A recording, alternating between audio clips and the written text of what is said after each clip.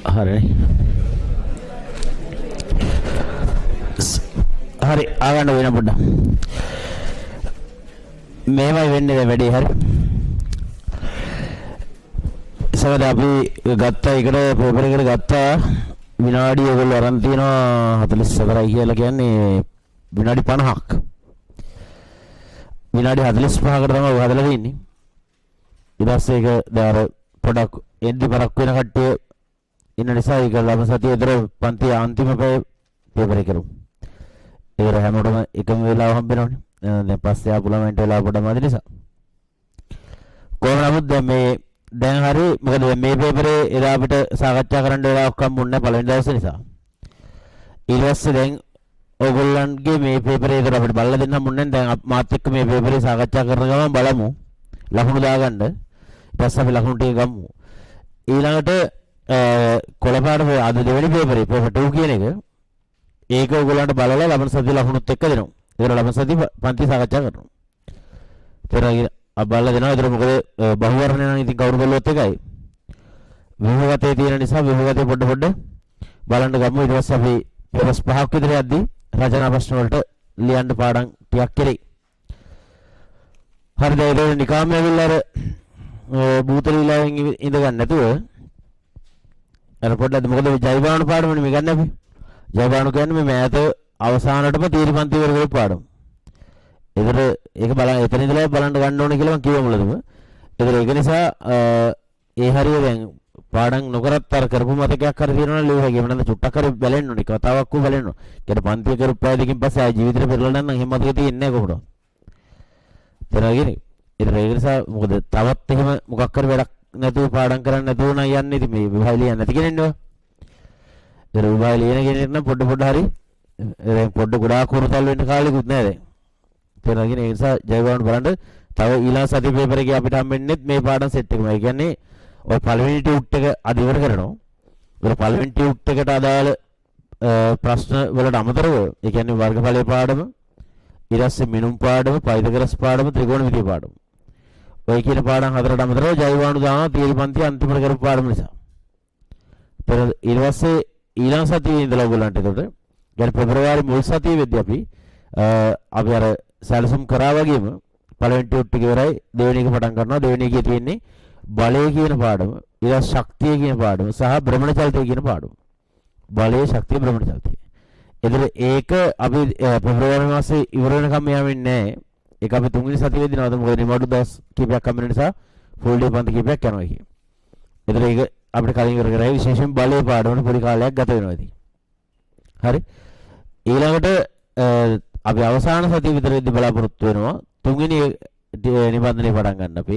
එතකොට ඒකේ විද්‍යුතය සහ තාපය කියන පාඩම් තමයි යන්නේ. තේරෙනවද? ඒ විදිහට යනවා. එතකොට ඔක්කොම යන්නේ ටියුට් 9යි යන්නේ. ටියුට් 9කින් තමයි අපි ඔක්කොම ඉවර කරන්නේ. එතකොට ටියුට් 9 ඇතුලේ පාඩම් 25ම තියෙනවා. ඊට පස්සේ අපි අප්‍රේල් මාසේ ආයේ නිමාඩුවක් හම්බ වෙනවා.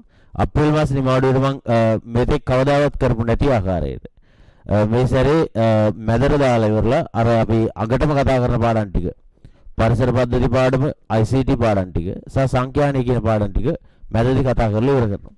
එනවා කියන්නේ මොකද කොතර කරත් අර අවසාන මොහොතේ ලොකු වෙලාවක් අතරම හැම නැහැ.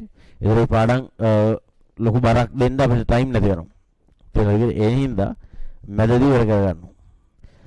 එතකොට ළමෙක් තේරිත් එක්ක කලවමේ යන ළමෙක් තේ රිවිෂන් දෙකේම යන ළමෙක් සාමාන්‍යයෙන් අප්‍රේල් මාසයේ ඉදිරි වෙද්දී සෑම පාඩම් 25න්ම එකවරක් හෝ ඒ පාඩමක් ආවරණය වෙලා තියෙනවා. එකපාරක් හරි පාඩමක් දැකලා තියෙන්න ඕන.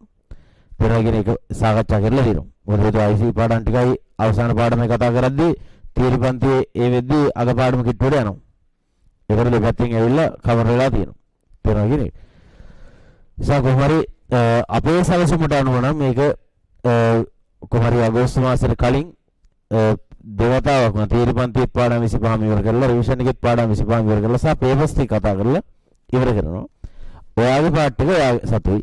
පාඩම් කරගන්නවද? ඒ කාලේ හරියට පාලනය කරගෙන යනවද? එහෙම නැත්නම් ගොසිප් බල ඉන්නවද කියලා. තේරෙයිද? වැඩ තියෙන ඕන තරම් කරන්න. ඒ කියන්නේ වැඩ මේ කාලෙත් එක්ක වැඩ ඕන තරම් හදලා දෙනවා.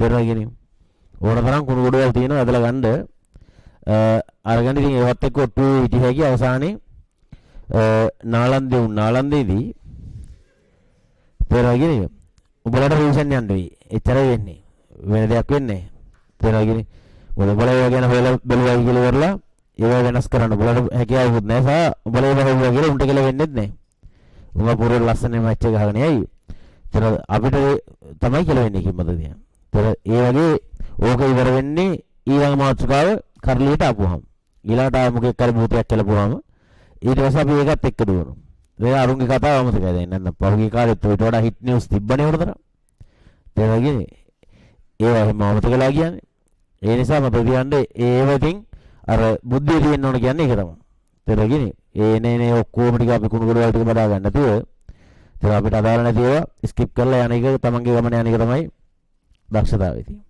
තේරෙන්නේ හරි අපි මේ කතා කරන්නේ එතකොට පළවෙනිම පේපර් එක රිවිෂන් එකේ අපි බලාපොරොත්තු වෙනවා පේපර්ස් 30ක් කතා කරන්න අවසාන වෙද්දී. මේ වගේ පේපර්ස් 30 නෙමෙයි. මෙහෙම පටන් අරගෙන පාඩම් ගන්න වැඩි වෙද්දී පේපර් එක ලොකු වෙලා අවසාන පේපර් 5 වෙද්දී ෆුල් පේපර් එකට එන්න. දෙරණියේ මේක එතකොට ඔයගොල්ලෝ පුළුවන් තරම ලියා ගන්න බලන්න. ලියා ගන්න කියලා කියන්නේ මම ලියන ඔක්කොම ටික ඔයගොල්ලෝ ලියා ගන්නත් එපා. ඒ වගේම මෙලෝ සංසාර ඔයාගේ උත්තරේ වැරදි නම් ඒ උත්තරේ වැරදි නිසා මම ඒ උත්තරේ කියනකම් අවසානට මෙලෝ අවධානයක් නැතුව ඉඳලා අංක ළඟ එකෙන් බලලා රවුම් කරගන්නත් එපා. එහෙම වැඩක් නැහැ නේ.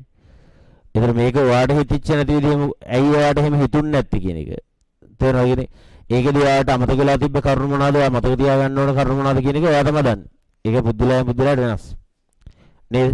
ඔයාට වැදගත් වෙන කාරණේ මොකද්ද කියන ඒක ඔයාට ලියා ගන්න ඕකේ නිදහස තියෙනවා. ඒ නිසා මේ පේපර් සෙට් එක ඇතුලේ ඉවර වෙද්දි පේපර් 30 ඉවර වෙද්දි සිලබස් එකේ රිවිෂන් එකක් ඕක ඇතුලේ තියෙන්න ඕන. තේරෙනවද? පළවෙනි ප්‍රශ්නේ පේපර් නම්බර් 1 කියන එකේ පළවෙනි ප්‍රශ්නේ.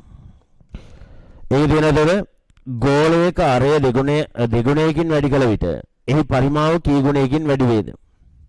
දැන් ඉස්සලා මම මේක සාමාන්‍යයෙන් අපි තියරියේ තේරුම් ගන්න ඕන විදිහට ස්ලෝ හදලා පෙන්නනවා. දැන් එහෙම හදා ඉන්නවා නම් විභාගෙදී වා ගිහිල්ලා. ඒ කියන්නේ ඔයා කැම්පස් කියන කතාවේ නෑ.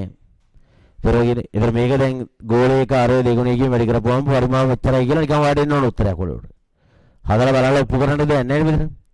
ඉලක්කම ගහන්නයි තියෙන්නේ. එතකොට එතන තප්පර දෙකක්වත් තප්පර උඩරම 10ක් ඒවට උත්තරේ කරගන්න. තේරුණාද? ඒ හැර එහෙම නැතුව සම්පූර්ණයෙන්ම ඔයාට කාලයක් දෙන්නේ නැහැ හදන්න. නමුත් අපි එකපාරක් හරි හදලා බලන්න ඉපේ. හදලා බලලා පුරුද්දෙන් තමයි ඔයා වැඩි අල්ලගන්න ඕනේ. මොකද්ද මෙතන වෙන්නේ කියලා. මම ඉස්සලාම ගන්නම් ගෝලයක් කියන්නේ මේක නම් ගෝලයක අරය කියන්නේ R කියලා මම දාගත්තොත් ගෝලයේ පරිමාවත් එක්ක යන්නේ. එහෙනම් ගෝලයක පරිමාව කියන්නේ මොකද්ද? ගෝලයක පරිමාව v නම් අපිට අදාළ උනේ එතන අපි වර්ගඵලයේ ඉඳලා කතා කරන් ආවා.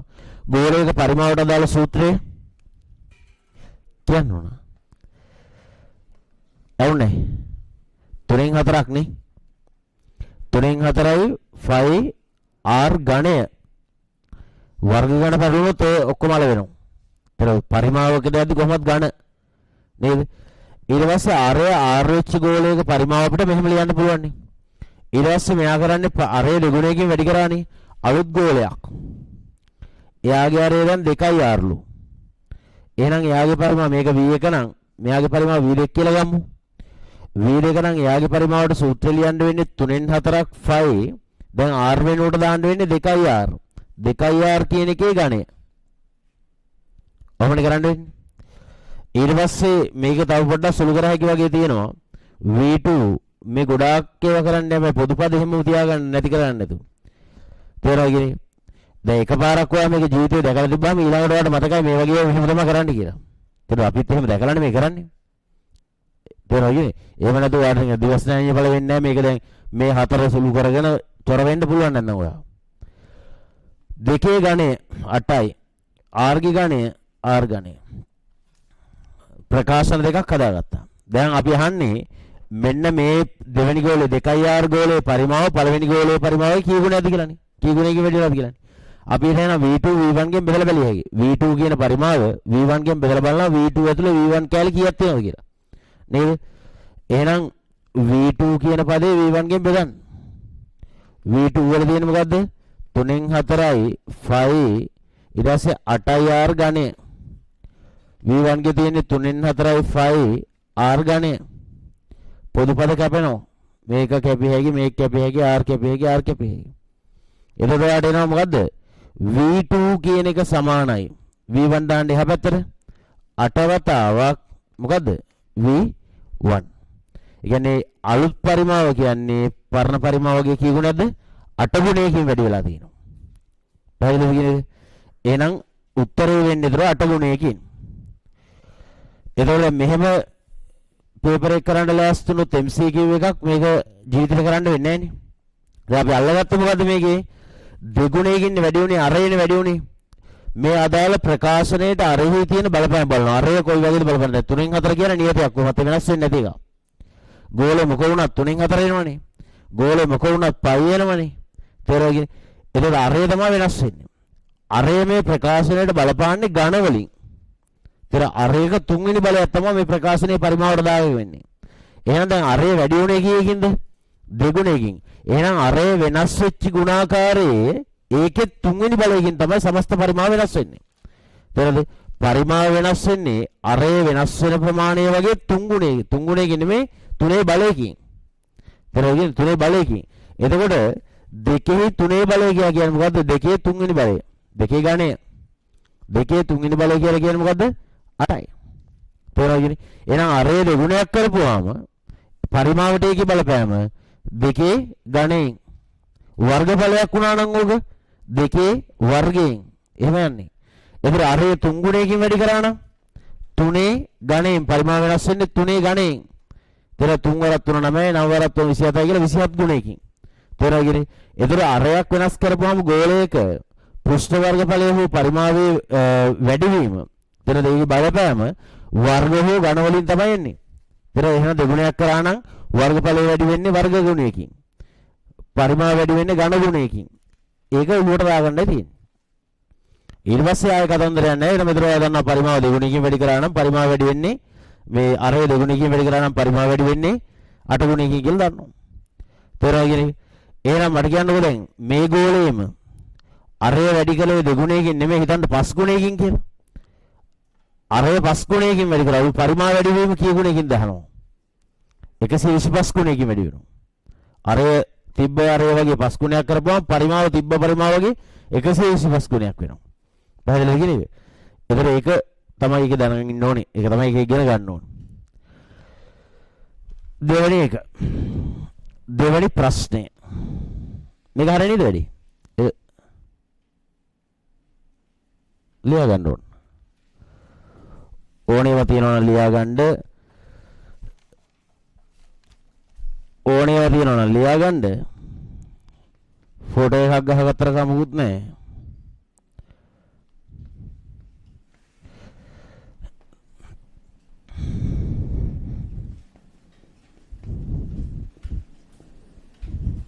ලියාගත්ත බව අමතක කරගන්නත් පුළුවන්. අමතක වෙන්නත් පුළුවන් සමහරවිට. හරි.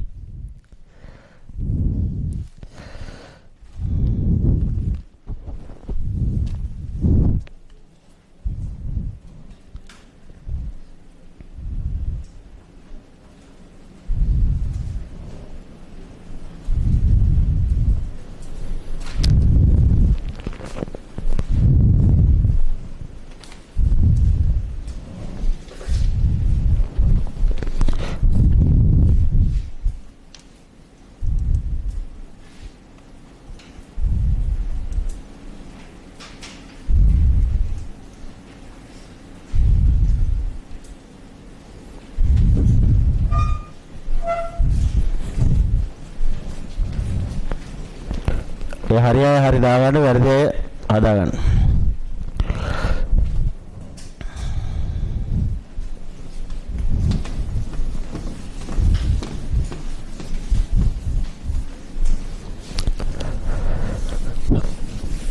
හරි දෙවි ප්‍රශ්නෙට ඉක්මනට කරමු. ඒක දින දිනකට මම කේන්ද්‍රික ඛණ්ඩයේ පරිමිතිය වන්නේ කේන්ද්‍රික ඛණ්ඩයේ දින දෙනවා කේන්ද්‍රික ඛණ්ඩයේ පරිමිතිය. පරිමිතිය කියලා කියන්නේ අදාළ වටේම දිගනේ.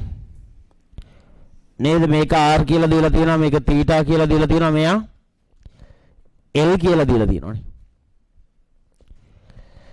එතන පරිමිතිය හරියට ගත්තොත් එහෙම r උයි l උයිනේ. r ධන r කියලා කියන්නේ 2r 2r උයි l උයි. එහෙනම් අපිට කියන්න වෙන්නේ 2r ධන l නේ පරිමිතිය කියන්නේ. ප්‍රශ්නේ තියෙන උත්තර අතරේ ඔය l කියලා පදේ තියෙන ඔය වගේ ගැලපෙන උත්තරයක් එන්නේ නැහැ. 2r ධන l වගේ එකක් සෙට් වෙන්නේ නැහැ. θ පද තමයි තියෙන්නේ ගොඩනේ. θ නැතිව බලන්න. θ නැති පද අල්ලගන්න. θ දැන් මේක දැන් අපි මේක කෙලින්ම gediya පිටින් උත්තරේ කියලා හිතියාගිනේ. හැබැයි ප්‍රශ්නේ බහුවර්ණයිනේ. ඒතර මේ වර්ණේ නැත්නම් ඉතින් ඊට වෙන ගැලපෙන වර්ණයකට යන්න වෙනවනේ. ඒතර බලපුවාම උත්තර පහ දිහා උත්තර පහේ තියෙන මොනවාද? උත්තර හතරකම තීට කියන පදේ තියෙනවා. තේරෙන්නේ? එහෙනම් මේ කතාන්දරේ වෙනව නම් වෙන්න පුළුවන් පස්වෙනි උත්තරේ. පස්වෙනි උත්තරේ ඕක නෙමෙයි. පස්වෙනි උත්තරේ ඒකට ගැලපෙනවද නැහනේ? පස්වෙනි උත්තරේ තියෙන්නේ 2යි වරහණක් ඇතුළේ l ධන r. ඒතර ඒක දිගහැරපුවාම වෙන්නේ 2යි l ධන 2යි r. මේ ළඟට ගිහිල්ලා තියෙන්නේ 2යි r හරි 2යි l නෑනේ. ඒ නිසා ඒක වැරදි. ඒ නිසා තීට තියෙන උත්තරයකට යන්න වෙනවා. එහෙනම් මේ කතාව හරියන්නේ නැහැ කියලා පැහැදිලි. ඒ නිසා මේක තීට සම්බන්ධ කරලා ලියා ගන්න වෙනවා එක. ඒක අපි කලින් සතියේ කතා කරා ඡාප දිගක්. නේද? ඡාප දිගක් ලියුවහම කොහොමද ලියන්න වෙන්නේ? ඡාප දිගක් කියලා කියන එක සමානයි r වතාවක් තීට. තීට කියන්නේ රේඩියන් කෝණයක්. ඒතර r වතාවක් තීට කියන්නේ l ට. ඒතර එහෙනම් ඔයා දන්නවා l කියලා කියන්නේ මෙතන r වතාවක් තීටට. එහෙනම් මට l වෙනුවට ඒක ආදේශ කරා ගෙනියන්න. එහෙනම් 2r ධන l වෙනුවට දාන්න පුළුවන් මොකද? r වතාවක් තීට. ඒතර r පදේ පොදුයි කියලා පේනවා. දැන් මම එහෙම කරන්නේ ඇයි අර වගේ පේනවනේ මට වරහන් නැරලා නම් මම කෝලම් කරලා තියෙන්නේ කියලා. ඒතර මේක ආපුවම බලන්න ඕනේ. ඒක gediya පිටින් තියෙනවා නම් ආයෙ දඟලන්න ඕනේ නැහැ. ඊට පස්සේ මේකේ r පොදු පදේ විදිහට එළියට ගත්තා. එතකොට එනවා මට 2 ධන තීට. එහෙම එකක් තියෙන්න ඉඩ තියෙනවනේ. 2 ධන තීටත් හරි තීට ධන දෙකත් හරිනේ. කොහොමත් එකයිනේ. ඒතර එකට දෙක එකතු කරලා දෙක එක එකතු කරලා තවසේ නැහැ නේ උත්තරේ. එහෙනම් මෙන්න උත්තරයට එනවා. ගැලපෙන උත්තරයක් තියෙනවා එතන. හතරවෙනි උත්තරේ විදිහට.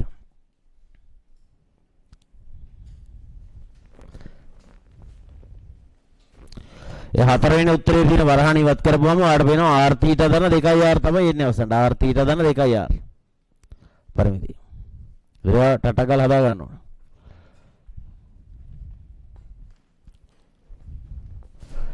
එතන මේක පේපර් 1 නේ. ඒතර පේපර් 2 එකෙත් අපි යන්නේ ඔය ප්‍රශ්න වලින්මයි මම ඊළඟ එක හදලා තින්නේ. හරි. දැන් අද ඔය වගේම තිබ්බනේ ආයේ. තේරෙනවද? ඒ වගේම තිබ්බා. එතකොට ඒතර ටික පේපර්ස් 3-4ක් යද්දී ඔයාගේ සාමාන්‍යයෙන් මේකේ බලමු අපි MCQ 10 කතා කරලා 10න් කීයක් එනවද කියලා. ඒතර අපි දුම් මේකේ 100ට 30යි 40යි එන්නේ කියලා. පළවෙනි එකේ දෙවෙනි එක තුන්වෙනි එක කියන්නේ 30 40 ඇතුළේ හිටියන ගමන එක සමාන වෙන්න ඕනේ. පළවෙනි එකම 100 ඉන්නවනම් හොඳයි ඉතින්. ඒතර එහෙම වෙන්නේ නැහනේ. ඊට පස්සේ හැබැයි පේපර්ස් 4-5 වෙද්දිවත් අඩු ගන්නවා account එකේ. කියන්නේ ඔයා 30 20 ඊට පුළුවන් මේක නම් අඩු ගන්න 70 80 දිහාට එල්ල ගන්න පුළුවන් වෙන්න ඕන. ඊට පස්සේ පේපර්ස් 10ක් විතර යද්දි සාමාන්‍යයෙන් ඔයාලට වැරදෙන MCQ ගන්න. ඒතර අපි මේ MCQ ගන්න වැඩි වෙලා ගිහිල්ලා 50ට එනවා. ඒතර දැන් පළවෙනි දවසේ අපි 10යි කරේ. ඊට පස්සේ 15ක් දාලා දිනවා. ඔහොමම ගිහිල්ලා 50 වෙනවා ඔක. 50 වෙද්දී එතකොට අඩු ගන්න MCQ 45ක් වත් ෂුවර් එකටම වදිනවා.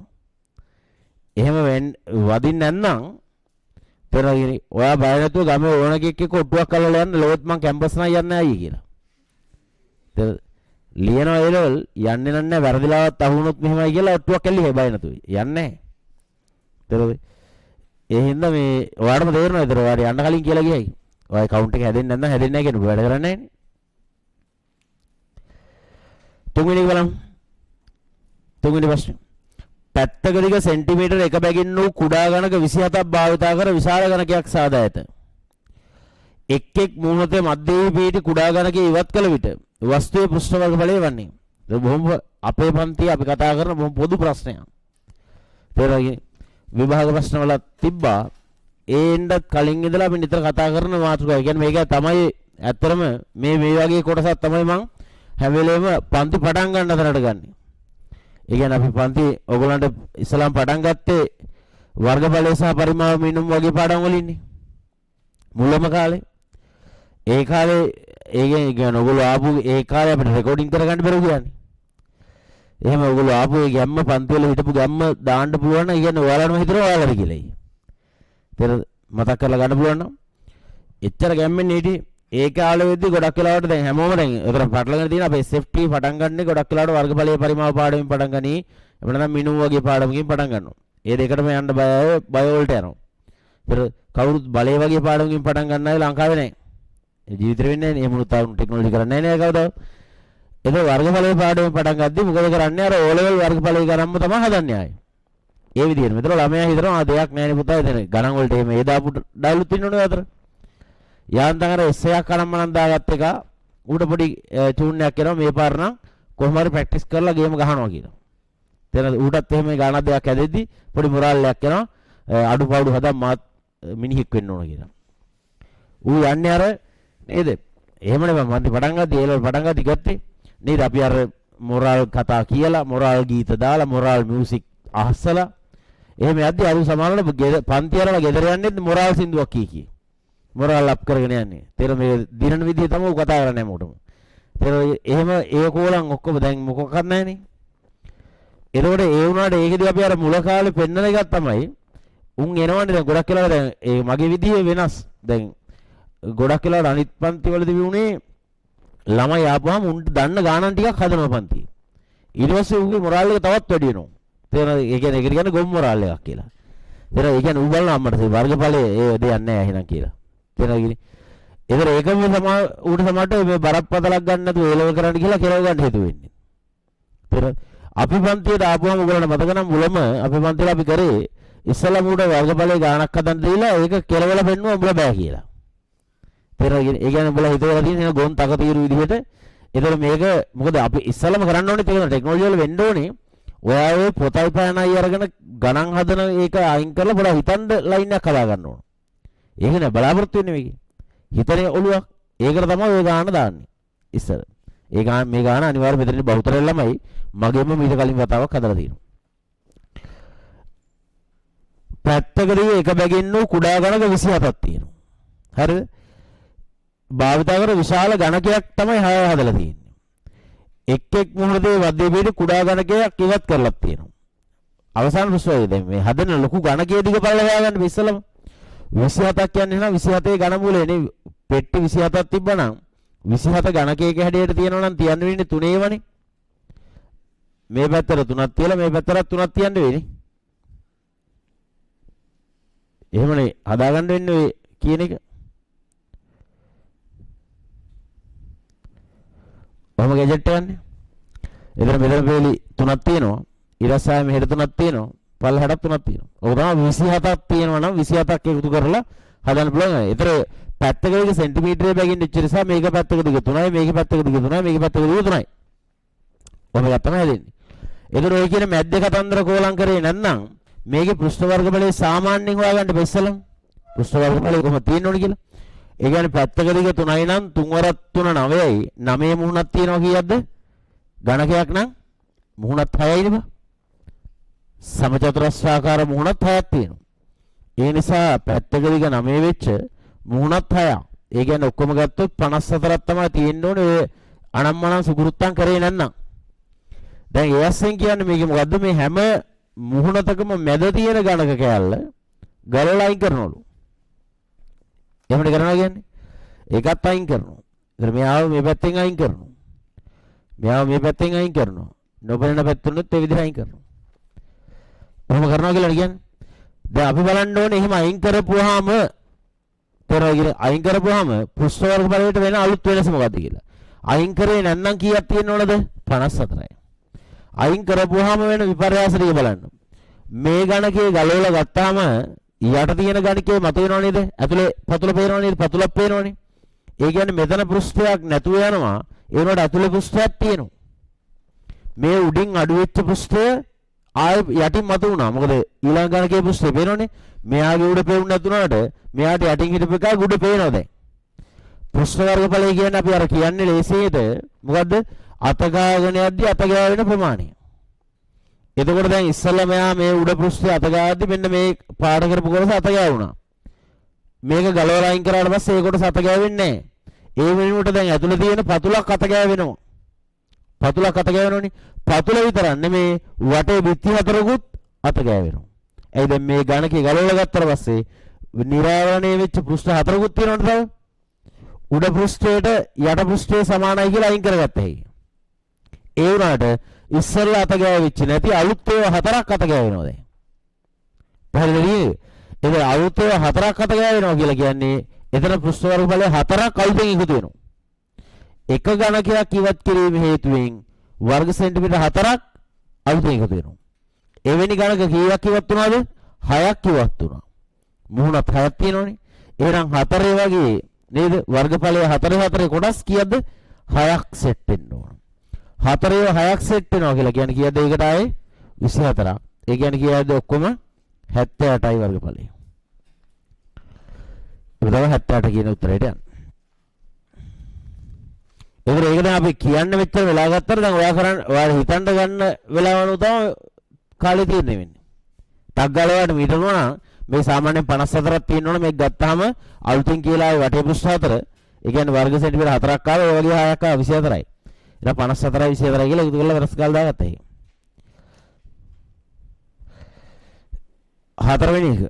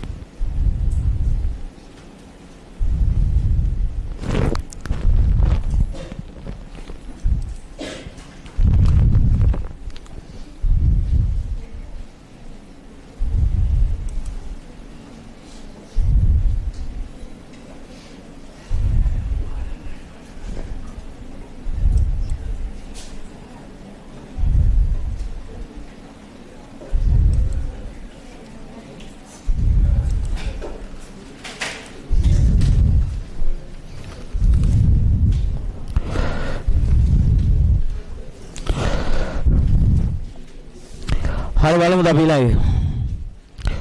ඒතර ප්‍රශ්න කීයද? 4 වෙනි ප්‍රශ්නේ.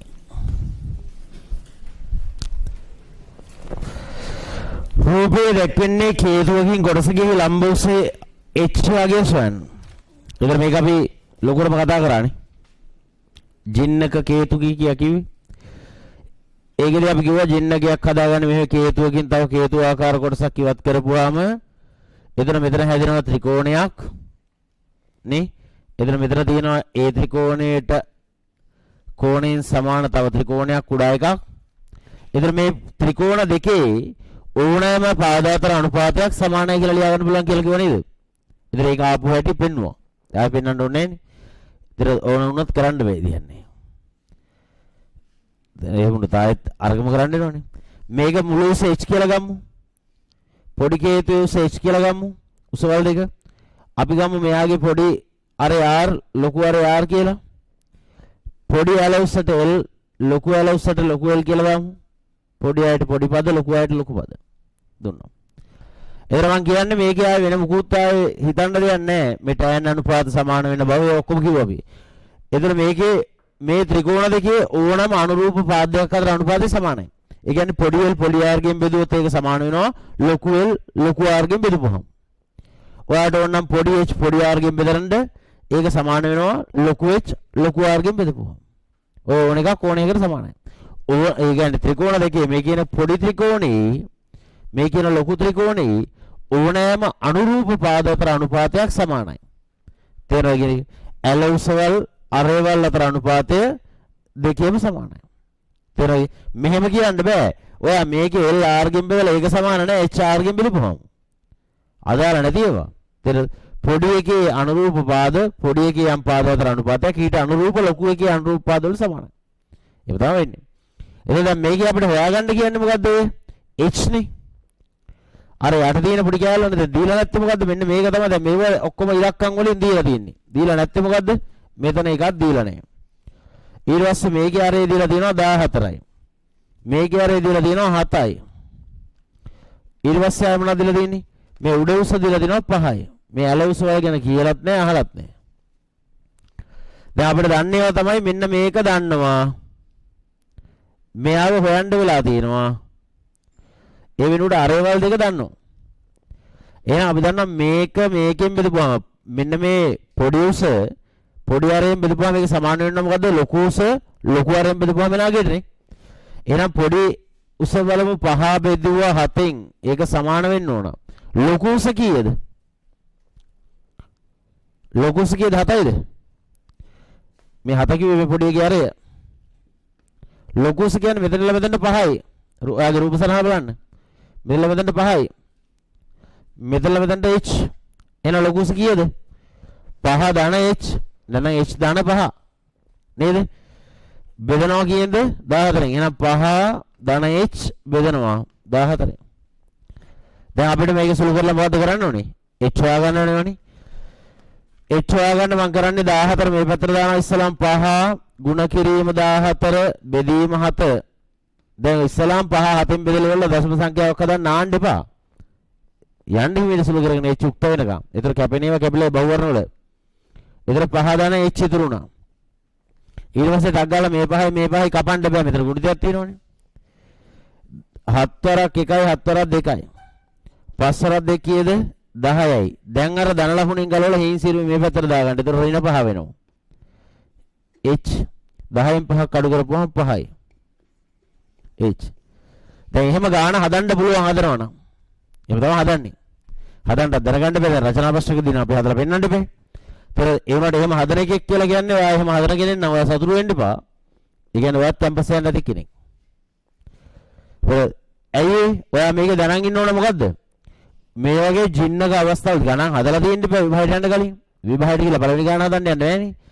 ඒතර මේකෙදි 14 7 වෙලා. ඒ කියන්නේ අරය මොකක් වෙලාද? අරය දෙකට බෙදෙන අවස්ථාවේදී ඍජු උසත් දෙකට බෙදෙනවා. ඔයා ගණන් හදලා බලනවා නම් ගෙදරදී ඍජු උස විතර නෙමෙයි අල උසත් දෙකට බෙදෙනවා. තේරෙනවද? ඒ කියන්නේ 14 ඉඳලා 7ට ආව කියන්නේ අරය කීයට බෙදනවද? දෙකෙන් පංගුවට බෙදනවාම මේ කේතුව ඍජු උසනුත් දෙකෙන් පංගුවට බෙදලා ඇල උසනුත් දෙකෙන් පංගුවට බෙදලා තියෙනවා.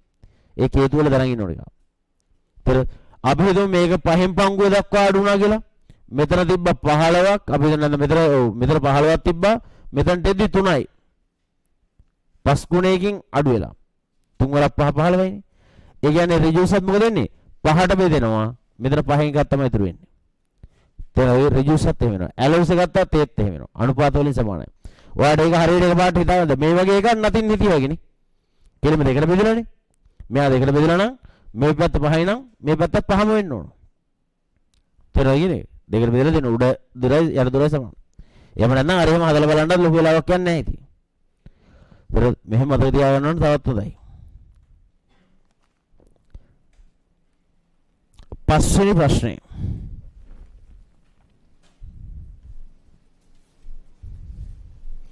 අපි අද පේපර් එකේ වාට මේ වගේ මීට වඩා හොඳ එක හම්බෙන්න ඇති. ජින් එක වගේ තියෙන ටිකක් ඊටත් වඩා ටික වෙනස් අවස්ථාවක් තිබ්බයි. ඒකේ තුන්වෙනි ප්‍රශ්නේ කියලා කියන්නේ එහෙම එකක්. අද එකේ. ජින් එකේ අම්මයි තිබ්බේ. හම්බුනේ නැද්ද එහෙම එකක්? තේමනේ.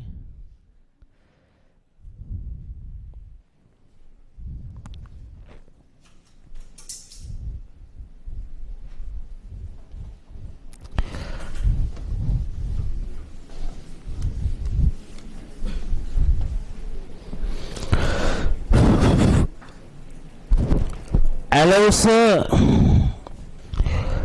සෙන්ටිමීටර් 29ක් හා පතුලේ ආරය සෙන්ටිමීටර් 20ක් වන ඍජු කේතුවකින් පතුලේ ආරය 7ක් හා උස 10ක් වන සිලින්ඩරාකාර කොටසක් ඉවත් කර ඇත. ඉදිරි කොටසේ පරිමාව කොපමණද? ඒක හදන්න වෙනවනේ. ටග්ගාල දැන් මේක මේ ඕගොල්ලන්ගේ අපේ ටෙක් කරන්නේ උන්ගේ නැතිම පුරුද්දක් තමයි මෙලෝ ඩයග්‍රෑම් එක දීලා නම් ඩයග්‍රෑම් එක නිකන්වත් කටසරහනක් ගහගන්න හින කම්මැලිනේ. ඒ ගහගන්න නැත්te වෙන මොකක් හින්දා නෙවෙයි පට්ට කම්මැලි අපි. වැඩිපුර ඉරි කැලලක්වත් අඳින්න කැමති නැහැ. තේරෙනවද? දැන් ඕකේ ගොඩක් වෙලාවට අපිට ඉමේජ් වලින් තමයි රූප වලින් තමයි ටක් ගාලා සිද්ධිය ඔලුවට එන්නේ. තේරෙනවද කියන එක? කතාව වචන වලින් දකින්නට වඩා මොකද මේ වාක්‍යෙදි කියනවා කියලා මෙතන තියෙන රූප ගොඩාක්. ඒක අපිට අග්ගල ඩයග්‍රෑම් එකේ දාලා රූප දැක්කම අග්ගල ස්ථිරේ තේරෙනවා. නේද? ඔයගොල්ලෝ වැඩියෙන් කැමති රූප නෙමෙයිද? රූපනේ. වචන වලට වඩා කැමති රූප නෙමෙයිද? රූපනේ. තේරෙනවද කියන්නේ? ඒ නිසා මම දැන් රූප වලින් අපිට මොකක් හරි ලොකු විස්තරයක් එකවර එනවා උඩට.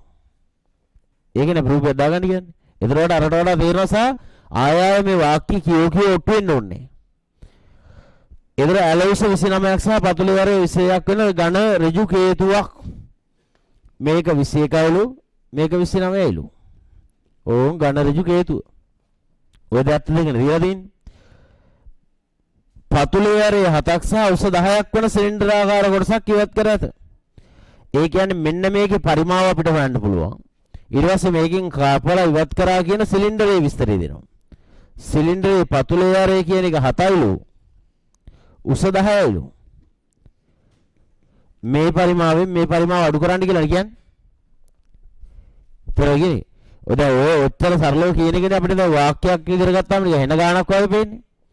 කේතුවකින් සිලින්ඩරයක් අඩු කරන්න. කේතුවක පරිමාව සඳහා ප්‍රකාශනය දනන් ඉන්න ඕනේ කරන්නේ. 3න් 1යි. එතන මේකේ 5 ගියා කියන්නේ මොකද දෙලා නැහැ. 5 තියෙන විදිහට දාලා සුළු කරන්න වෙනවා. 3න් 1යි කේතුවක පරිමාව කොහොමද වන්නේ? එන්නේ 3න් 1යි 5 r වර්ගය h සිලින්ඩරයක් 5 ඒක වෙන r එකක් හරි. මොකද මෙයාගේ ආරේ 21යි මෙයාගේ ආරේ 7යිනේ. ඒ r r කපලා නාන්න බෑ. ඉලක්කම වෙනස්නේ. එතන මේක වෙන r එකක්. අපි හිතමු r2 ගේ වර්ගය වතාවක් h ඒකත් වෙන h එකක්. මේ h මේ h කපන්න බෑ. ඒව කරගන්න තමයි ඉදිරිය තියෙන්නේ. තේරුණාද? ඒ කියන්නේ ගානට ඔයාලට වල කපලා පෙන්නලා තියෙන්නේ පාරත් ඇඳලා වලත් කපලා තියෙනවා. උල්ල වැටියන් කියලා. තේරෙනවද? ඊට සුළු කරන්න ගිහිල්ලා අර 5 සුළු කරගෙන r හරිනේ මේ 3න් 1යි 5rh කියන 5rh අඩු කරලා ඒක සුළු කරගන්න බැරුව වෙන විශාල හානියක් කළා අවසානයේ ඍණ උත්තරයක් එනවා වෙන්න.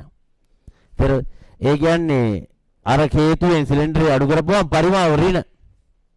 තේරෙන්නේ? ඍණ පරිමාවක් කියලා කියන්නේ මොකද්ද කියලා තේරුම් ගන්න අයින්ස්ටයින් හම්බෙන්න යන්න වෙනවා.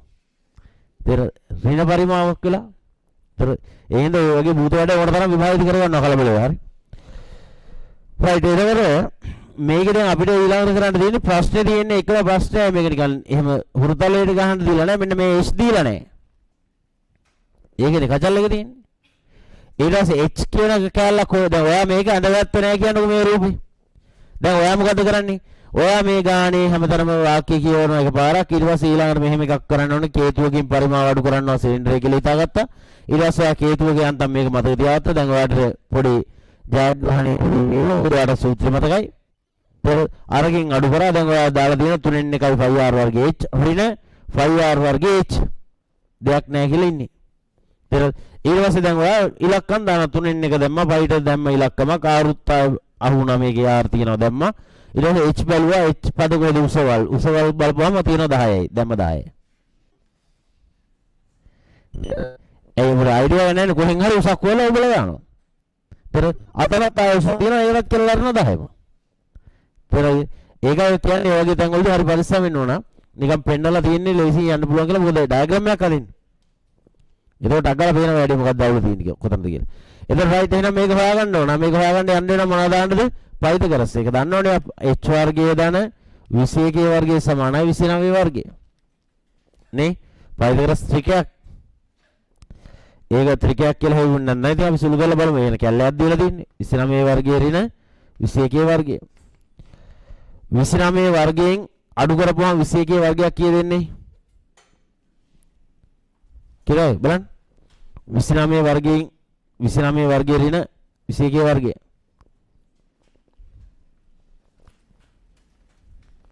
බලගන්න ටික.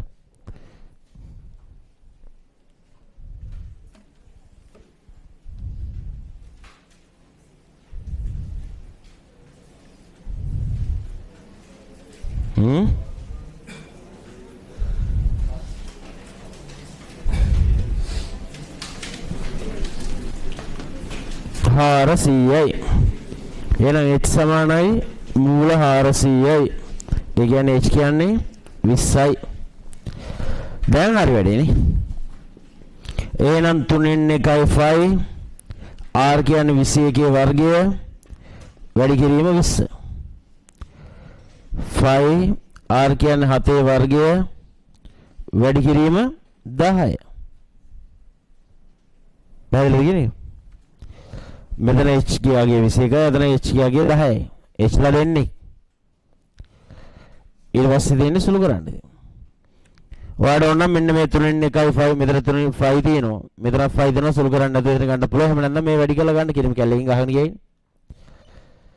ටට්ටකල වැඩි කරලා ගන්න. වැඩි කරලා ගන්න උත්තර බලන්න 22 වැඩි කරා 21 වර්ගයෙන් වැඩි කරා 20න් ලැබෙන උත්තරේ බෙදුවා 21න් 9240ක් විතර. පුළුවන් එහෙම දාගන්න. බලන්න වැඩි කරලා හරි. 49 වැඩි කරා 10න් වැඩි කරා 22න් ලැබෙන උත්තරේ බෙදුවා 7න් 1540ක් විතර.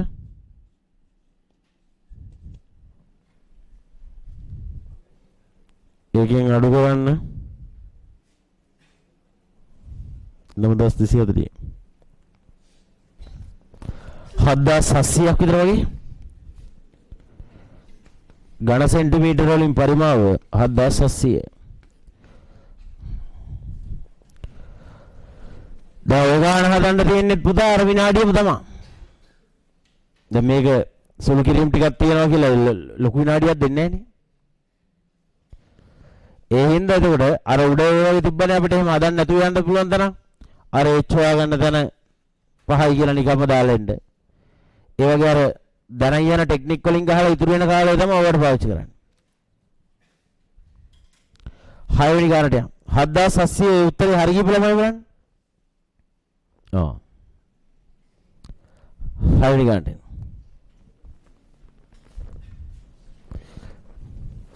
යන අපරාධ ඉතර වෙලා මහන්සිලා කිව්වෙත් ඒක නේද? ගොඩක් උගේ හරිනේ. යන ගණන් නම් නැතින් වගේ සීන් එකේ දින්නේ. සමහරුන් 7600 ගහලා කල්පනා කරනවා කොහොමද මම ඒක ගහුවේ කියලා.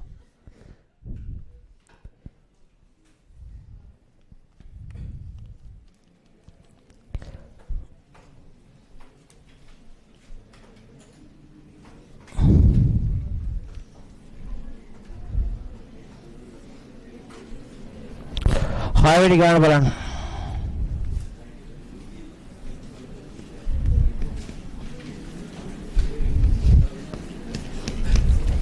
ඔහොම සීන් කොහොමද යන්නේ තියෙන්නේ?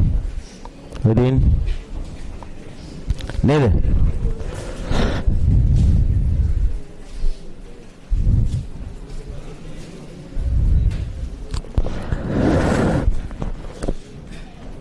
ඊළඟ මේ ගානේ දත්තරිය දාගම මෙන්න මෙයා h කියලා දීලා තියෙනවා. ඒක h නේ.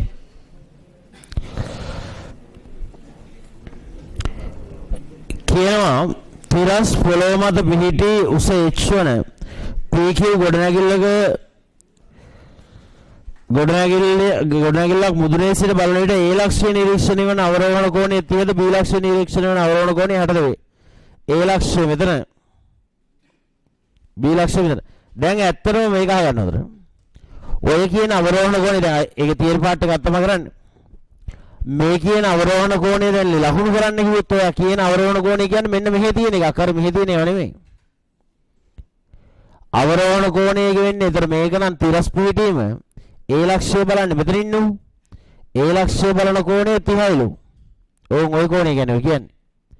ඉතින් ආන් ඒ කෝණය 30 ඉඳලා ඔයගලන්ට පේනවා මේ බලන්න.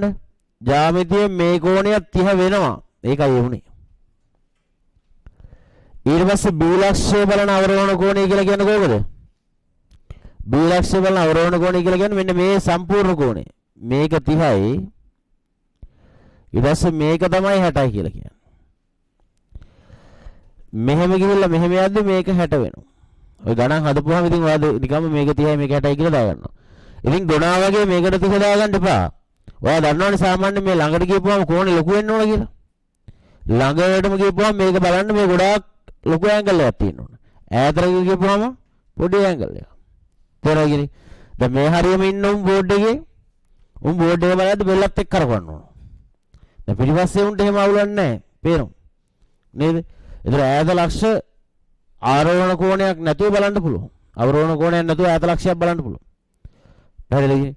ඒතර ඒක නිසා තමයි කියන්නේ දුර වැඩි වෙච්චාම ගොඩක් දුරදී මෙහි විදින චූටි කෝණයක වෙනසක් ඈත ලක්ෂයකදී ලොකු වෙනසක් නේ. පැහැදිලිද කියන්නේ? ඒක දැන් හිතන්නකෝ ප්ලේන් එකක් කියලා. ප්ලේන් එකක් යනවා කිලෝමීටර් 10ක් ගොඩක් උඩින්. ඒක කිලෝමීටර් 10ක් යන ප්ලේන් එකක් බලන්න අපි බෙල්ල කරවන්න ඕනේ නැහැ කිලෝමීටර් 10ක්. නේද? අපි පොඩි කෝණයක් කරවලා ෂේප් එකේ බලනවා. ඒ වුණාට අරගේ ෆතේ ගොඩක් දුරයි ඈත. හැබැයි මෙතන ඉඳලා ඒ කෝණේ හරවලා මේ ළඟ ලක්ෂයක් බලන්න පුළුවන් චුට්ටයි. තේරෙයිද? එහෙම එකක් නේ වෙලා තියෙන්නේ. ඒ සායර පේනවනේ මේ වස්තුවට ළඟට එද්දි කෝණය ලොකු වෙන්න ඕන. වස්තුවෙන් ඈතටදී කෝණය කුඩා වෙනවා. එහෙනම් මේ කෝණේ තමයි දීලා තියෙන්නේ.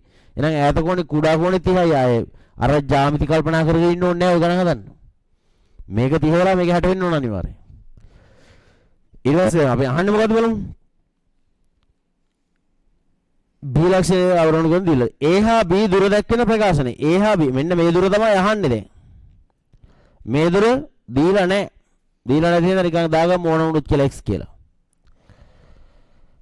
තේරෙයිද? ඉතින් ඕකත් හරියට ජනප්‍රිය අපේ නිතර එන විභාගයටත් අවිල්ලා තියෙන මීට කලින් ඒ ආකාරයේ පොදුවේදී. දැන් පල්ලා ප්‍රකාශන ටික බලන්න ඔයාලට කැමති ඒවා කරලා යන්න බෑනේ. h ඇසුරින් තමයි ප්‍රකාශන තියෙන්නේ. එහෙනම් ඒකයි h පටල ගන්න මේකට. දැන් මම x කියලා එකක් මන් දාගත්තා. මන් දාගත්ත x උත්තරවල තියෙන්න බෑනේ. මොකද උත්තරවල x කියලා පදයක් නැහැ. ඒක අපි දාගත්ත ගන්නේ. ඒතර නිකන් යනවා මම h සම්බන්ධ කරලා මේ බලන්න. කෙලින්ම මේ බලන්නකොද? මෙන්න මෙතන දුර දීලා තිබ්බනම් ඉලක්කමකින් ඔය නටන්න ඕනේ නෑනේ. එතකොට කෙලින්ම x සදා මේ දුරත් එක්ක ලියුවා. දැන් මේක අපි x සම්බන්ධ කරලා ලියන්න වෙනවා. අපි මෙහෙම දුරක් දීලා නැති හින්දා තමයි මේක දාගත්තේ. හරි. එහෙනම් මේ දුර දීලා තිබ්බනම් AB දුර හොයන්න බෑ මුකුත් කරන්නේ නැහැ. කෙලින්ම මේ h බෙදීම මේක කියලා ගන්නවා. තේරෙයිනේ? මේ කෝණෙත් දන්නවනම් මේ මුළු පාදේ නම් ප්‍රශ්නේ තියෙන්නේ මේකත් එක්ක සම්බන්ධයක් ලියුවේ කියනවා. දැන් මම ලියනවා ඉස්සෙල්ලාම මෙයාට 60 කෝණයට සම්මුඛ පාදයේ බෙදීම බද්ධ පාදයේ. ඇයි මම සම්මුඛ පාදයේ බද්ධ පාදයේ ගත්තේ? AB තියෙන්නේ මෙන්න මේ බද්ධ පාදයේ කියන පිටීමේනේ. සම්මුඛ පාදයේනේ h කියන්නේ දීලා තියෙන එකේ ප්‍රකාශන වල උත්තර තියෙන h ඇසුරින්නේ. ඒ නිසා කර්ණයක් වගේ එකක් සම්බන්ධ කරගෙන නාන්න ඕනේ නැහනේ. සම මේවට අපි tan ප්‍රකාශන ලියන්න විතරම. ඒක තමයි දෙන්නේ. එහෙම tan ම ලියන්න ඕන කියලා එකක් නැහැ. නමුත් මේක දීලා තියෙන විදිහට මේ පද සම්බන්ධ වෙන්නේ tan ලිව්වොත් තමයි. ඒ සමන් tan 60 ලියනවා මේ.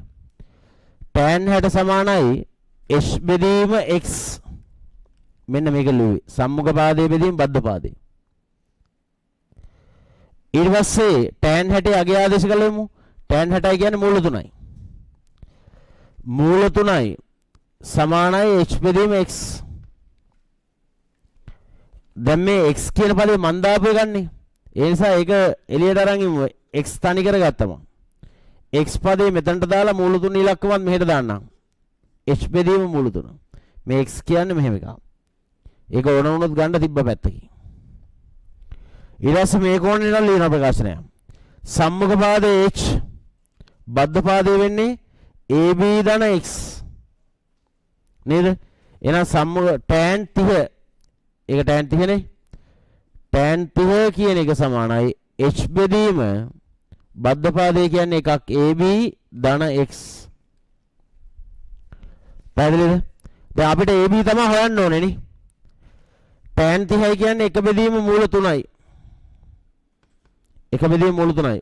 ඒක කොහොමද දන්නේ? ඒක දරන් ඉන්න ඕනේ ඉතින්. එක බෙදීම මූල 3යි කියලා.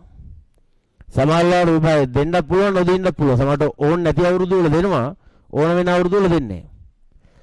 එතකොට දැන් ඒක මතක තියාගෙන ඉන්න ඕනේ නැහැ නේ. කැල්ලකින් ගහුවාගෙන tan 3යි tan 30යි කියලා. ගහපුවම එනවා දශම ගාන. උත්තර වල දශම ගාන නැහැ නේ පුතා. තේරෙයි? එහෙනම් දැනන් ඉන්න ඕන. h බෙදනවා AB ධන x. මට උක්ත කරගන්න ඕනේ මොකද්ද මේකෙන්? AB අවශ්‍ය කරන්නේ AB පදේ. මම මෙයාව දානවා මේ පැත්තට හරස් කුණ තියෙන මේ පදේ වැඩි ඒ කියන්නේ මූල විතරක් ගලවලා දාන්න බෑ මේ සෙට් එක දාන්න ඕන. එහෙනම් මට එනවා AB ධන x සමානයි. මෙයා මේ පැත්තට දැම්මා. මූල 3යි h. මට ඕනේ කාවද? AB ව. එහෙනම් AB සමානයි මූල 3යි h ඍණ x. ඔන්න x කැල කරදරයක් වුණ වෙලාව. x අපිට වැඩක් නැහැ. x ලියන්න පුළුවන් h ඇසුරින්. නේ? එහෙනම් අපිට ලියන්න පුළුවන් AB කියලා කියන්නේ මූල 3h ඍණ x වෙනුවට ලියනවා මොකද? h බෙදීම මූල 3. h බෙදීම මූල 3. දැන් බලනවා මේ වගේ ඒවා උත්තර වල තියෙනවද? තියෙනවද නැද්ද? තියෙනවනේ පුතා. මේ බලන්න h පදේ එළියට ගත්තා නම් හරිය නේද බඩු? h පදේ එළියට අරගත්ත ඒවා තමයි ඔක්කොම තියෙන්නේ. එහෙනම් අරන් බලමු එළියට. හැම එකේම අරන් හින්දාවත් ගත්තා. මෙතන ඉතුරු වෙනවා මූල 3 ඍණ මෙතන ඉතුරු වෙනවා h ගියාම එක බෙදීම මූල 3. ආන් මේ වගේ ප්‍රකාශනයක් තියෙනවා පළවෙනි උත්තරේ.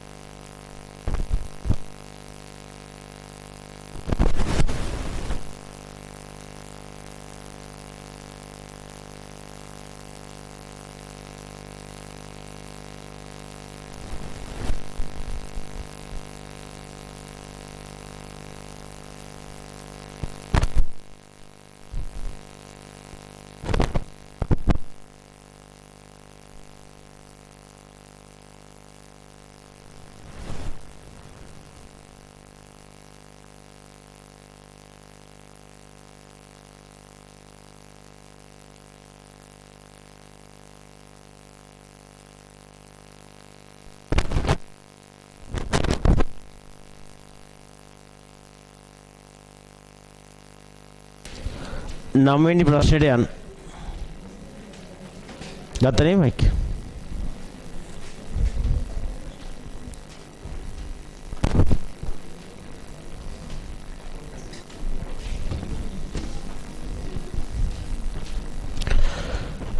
වර්නියර් කැලිපරයක ප්‍රධාන පරිමාණයේ කොටස් 19ක දිගක් සමාන වර්නියර් පරිමාණ කොටස් 20කට බෙදා ඇත. කුඩාම වෙනුව 0.025 වීම සඳහා ප්‍රධාන පරිමාණයේ කොටසක දිග කොපමණ විය යුතුද? ඒක වෙනස් සීන් එකක් නේ. ඒ වගේ මේ සීන් එක වෙනස්. තේරෙනවද කියන්නේ? අපි දන්න කතාවම තමයි වටේ කරකවන්නේ. හැබැයි ඒක වෙන විදිහකට අහන්නේ. එතකොට දැන් මේක මේ වගේ සිද්ධි ගොඩක් අද එකේ තිබ්බා. ඒතර හේතුව දැන් ඔය දීපු ප්‍රශ්න අතර පළවෙනි ප්‍රශ්න 10 අතර මේ ප්‍රශ්නේ එකපාර ළමයිට තේරෙන්නේ නැතුව පොඩ්ඩක් කරකවෙන්න පුළුවන් සීන් එකක් තියෙනවා. මේ පේපර් එක දුන්නේ ගිය සතියේනේ. ඒක තිබ්බේ ඔයාලා ගෙදර. ඒතර ඔයා මේක නැවත බැලුවා නම් ඔයාලට එන ප්‍රශ්න එනවා. තේරෙනවද? එහෙම නැත්නම් ඔයා මේක රොට්ටිලා ක්‍රමයේ අල්ල ගන්නවා. ආන් එහෙම අල්ලගත්ත පුතේ ඉන්නවද කියලා බලන්න තමයි මේක දැම්මේ. අද. ඒතර අද එකකින් අල්ලගත්ත හැකි. ඒ කියන්නේ ගිය සතියේ පේපර් එක කිසිම හානියක් කරන්නේ නැතුව නිරුපද්‍රිතව අද ගෙනපු අය. තේරෙනවද? ඒ කියන්නේ පරිස්සම් කරනවා පණ වගේ ඒවා.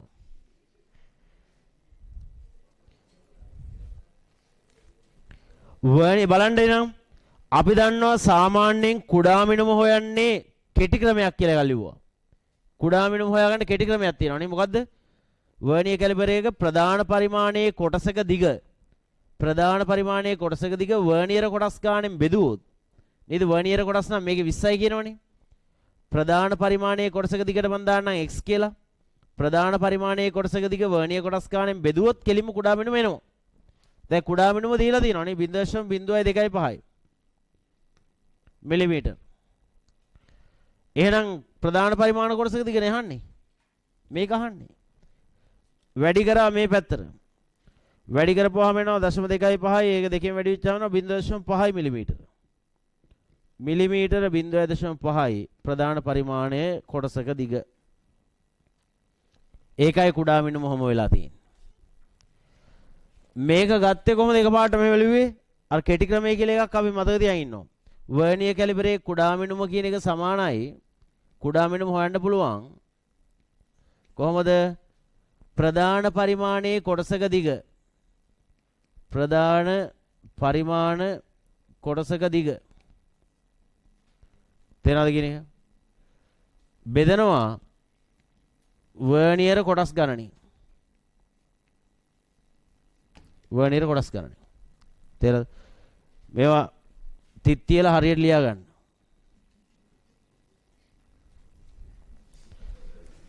පැහැදිලිද? ප්‍රධාන පරිමාණයේ කොටසක දිග තියෙන්නේ. ප්‍රධාන පරිමාණයේ කොටසක දිග වර්නියර් කොටස් ගානෙන් බෙදපුවාම කුඩා මිනුම වෙනවා.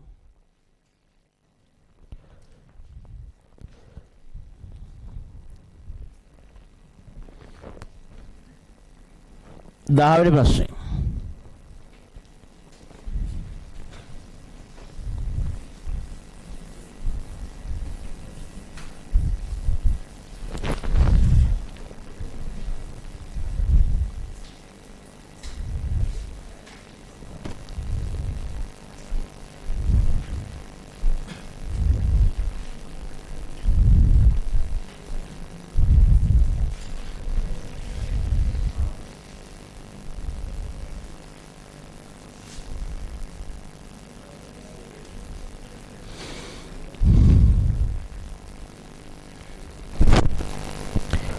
පාත මිනුම් උපකරණ සලකමු. වට පරිමාණයේ සමාන කොටස් 100කට බෙදා ඇති අන්තරාලය 0.5ක් වන මයික්‍රෝමීටර් ස්ක්‍රූප්වා මානය. වට පරිමාණයේ කොටස් 100ක් තියනවලු අන්තරාලය 0.5යිලු. ප්‍රධාන පරිමාණයේ මිලිමීටරයේ කොටස් වලින් ක්‍රමාංකිත එහි කොටස් 9ක් සමාන කොටස් 10කට බෙදා ඇති වර්නියර් පරිමාණයක් ඇති වර්නියර් කැලිපරේ. ප්‍රධාන පරිමාණයේ මිලිමීටරයේ කොටස් වලින් ක්‍රමාංකිත එහි කොටස් 49ක් කොටස් 50කට බෙදා ඇති වර්නියර් පරිමාණයක් සහිත චලන විශ්ය. මෙම උපකරණ වල කුඩා මිනුම් ආරෝහණ පිළිවෙලට සකස් කර ඇත්තේ. එහෙනම් ඔක්කොම හදලා බලන්න එනවා. ඒතර හදලා බලන්න හෙන්න දිග ඒවට ගියොත් එහෙම කරන්න වෙන්නේ නැහැ නේ. බලන්න මයික්‍රෝමීටර් එක කොහොමද අන්තරාලය බෙදුවා වට පරිමාණයේ කොටස් ගානේ. අන්තරාලය කීයලුද? අන්තරාලය 0.5ලු. වට පරිමාණයේ කොටස් තියනවලු කීයක්ද? 100ක්. එහෙනම් අන්තරාලය 0.5යි නම් වට පරිමාණයේ කොටස් 100ක් තියෙනවා නම් 0.5 බෙදීම 100 නේද? අන්තරාලය බෙදීම වට පරිමාණයේ කොටස් ගන්න. බෙදපුවාම උත්තරේ කීයද? 0.05යි. හරිනේ. දෙවෙනි අවස්ථාව B ප්‍රධාන පරිමාණය මිලිමීටරයයි. එහි කොටස් 9ක් වර්නියර් කොටස් ගන්න කීයද? අපිට අර දැන් වෙන දිගට යන්න ඕනේ. ප්‍රධාන පරිමාණ කොටසක දිග බෙදීම වර්නියර් කොටස් ගන්න. ප්‍රධාන පරිමාණයේ කොටසක් මිලිමීටරයයි. වර්නියර් කොටස් ගන්න කීයද? 10යි. එහෙනම් කුඩා මිනිම කීයද? 0.1යි. අපි දන්න කැලිබරේ ඔය. ඊළඟට ප්‍රධාන පරිමාණය මිලිමීටරයයි වර්නියර් කොටස් ගන්න කීයද? 50යි. දැන් අර 49 වැඩක් ගත්තේ නැහැ නේ. ඔය ගන්න ඕනේ නැහැ ඒක. ඒක ඔයාලට ගන්න ඕන නම් කොහොමද ගන්නෙ? ඔයා වර්නියර් කොටසක දිග හොයන්න යනවා. එතන මිලිමීටර 49ක් 50ට බෙදපුවාම එක කෑල්ලක් කීයද? ඒක ප්‍රධාන පරිමාණ කොටසකින් අඩු කරලා එහෙම හදාගන්න පුළුවන්. ඒක ගෙදර ගිහලා ඔයාලට වැඩක් නැත්නම් එහෙම කරලා බලන්න. එහෙම නැත්නම් කෙටි ක්‍රමයේ තමයි වර්නියර් කැලිබර් එක ප්‍රධාන පරිමාණ කොටසක දිග වර්නියර් කෑලි ගානෙන් බෙදනවා. එක බෙදීම 50. එකට 50 හේව නැහැ 0යි 10ට 50 හේව නැහැ 0යි 100ට 50 හේව දෙකක් තියෙනවා. කැලලකින් බෙදලා බලන්න ඕවා. දැන් වැඩේ තියෙන්නේ මොන පිළිවෙලටද? ආරෝහණ පිළිවෙලට. ආරෝහණ කියන්නේ වැඩි වෙන පිළිවෙල. ආරෝහණ. අව කියන්නේ අඩු වෙනවා. එතන වැඩි වෙන පිළිවෙල කියන්නේ අඩු එක ඉඳලා වැඩි එක දක්වා. අඩු මේක තමයි ඉස්සෙල්ලාම තියෙන්න ඕනේ. මේ ඉලක්කම් තුنين අඩු මේක කවුද කියලා හොයාගන්නේ කොහොමද? කවුද අඩු මේක? අඩු මේක මේකනේ. A අඩු මේක A. එහෙනම් A තියෙන උත්තර එකයි නම් තියෙන්නේ ඒක. නෑ දෙකක් තියෙනවනේ. ඊළඟට වැඩි එක කවුද එහෙනම්? එයාට වඩා ටිකක් වැඩි මෙයා. එයාට වඩා වැඩි මෙයා. එහෙනම් A C ඊට පස්සේ B. A C B. දැන් ඔයා බලන්න 10න් කීයක් තියෙනවද කියලා දාගන්න එතන. 10න් කීයක් තියෙනවද කියලා උඩ ලොකුවට දාගන්න එපා. 10න් කීයක් තියෙනවද කියලා බලලා මේ පැත්තකින් දාගන්න මේ හරිය පැත්තකින් දාගන්න. MCQ 10න් කීයක් හරිද? ඊට පස්සේ අපි බලමු රචනයි කියලා ලකුණු. MCQ 10න් කීයක් තියෙනවද කියලා බලන්න.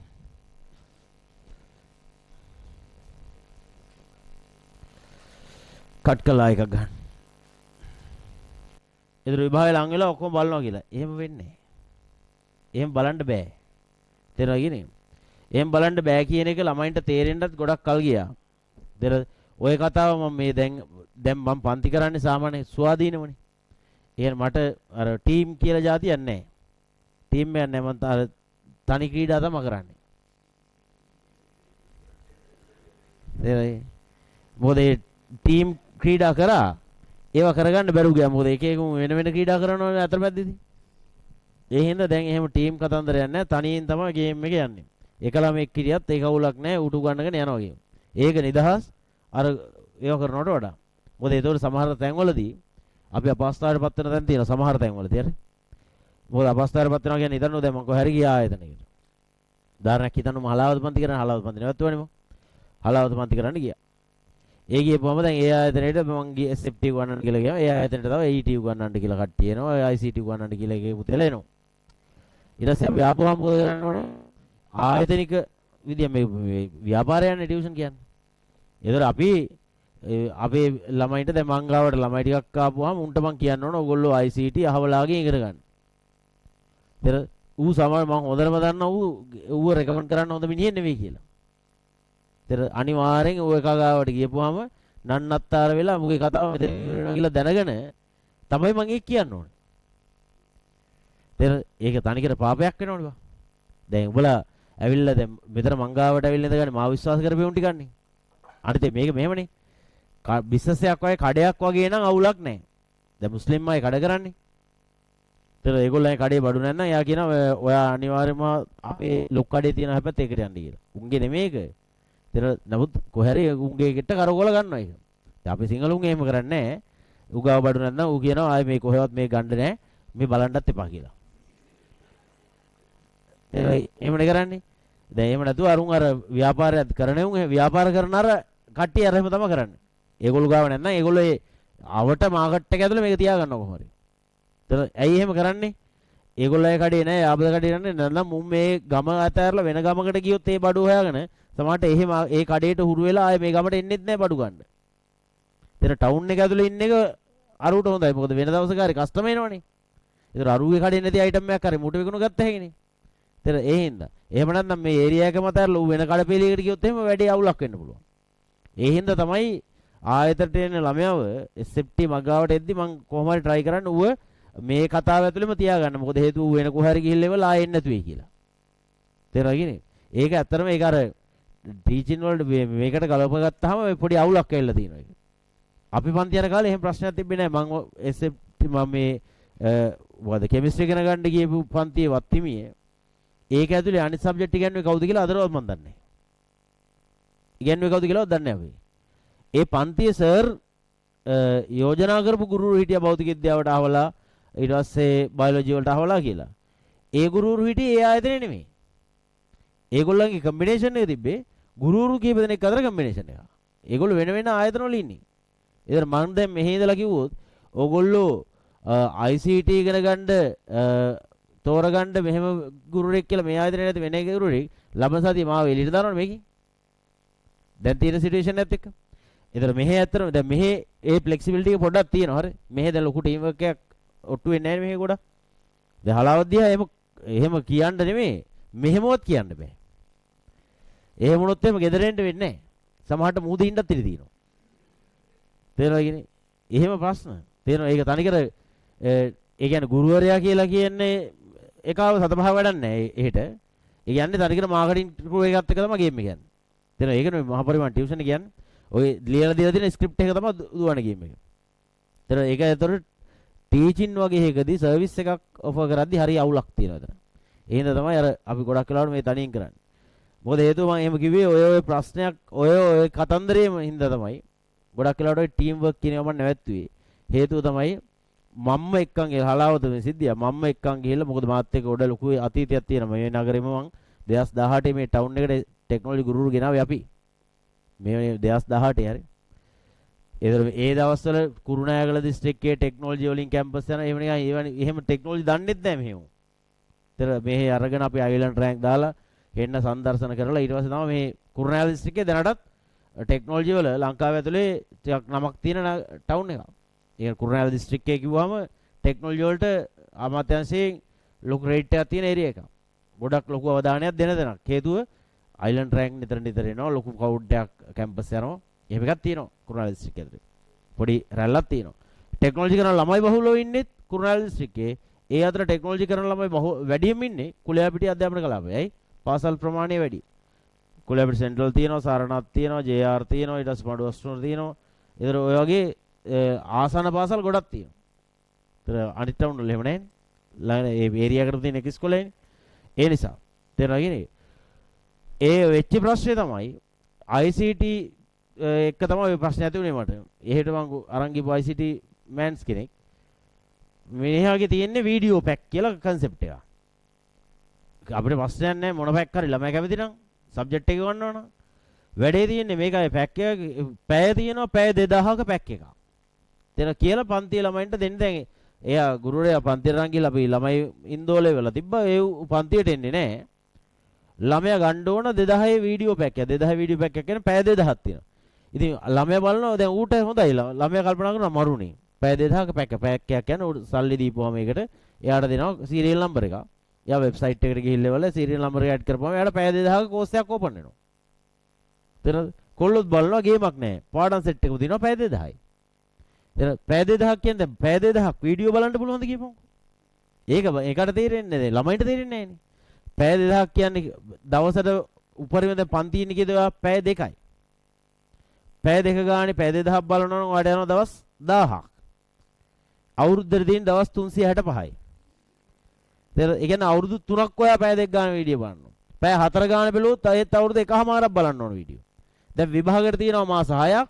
ඔයාලා ගන්නවා දුවලා ගිහිල්ලා පොර කාලා පැය 2000ක පැක් එකක්. උඹ උදේ ඉඳලා එක දිගට එළි වෙනකම් මේ වීඩියෝ බැලුවත් ඕක ඉවර කරන්න බෑ.